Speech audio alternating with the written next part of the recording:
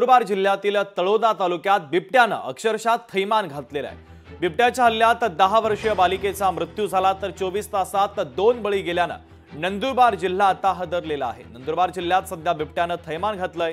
कालच तळोदा तालुक्यात 45 वर्षीय महिलेला बिबट्याच्या हल्ल्यात आपला जीव गमवावा लागलेला होता। ही घटना ताजी असतानाच आता 10 वर्षीय बालिकेवर बिबट्यानं हल्ला केला। 24 तासात बिबट्याच्या हल्ल्यात 2 जणांचा मृत्यू झालाय आणि त्यामुळे आता खळबळ उडालेली आहे।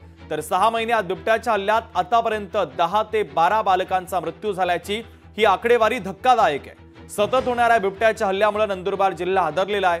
वन विभाग नेमका करतोय तरी काय असा सवाल आता संतप्त ग्रामस्थ आणि नागरिक उपस्थित करतायत। बिबट्याचा लवकरात लवकर बंदोबस्त करण्याची मागणी देखील आता ग्रामस्थांच्या वतीने केली जाते आहे।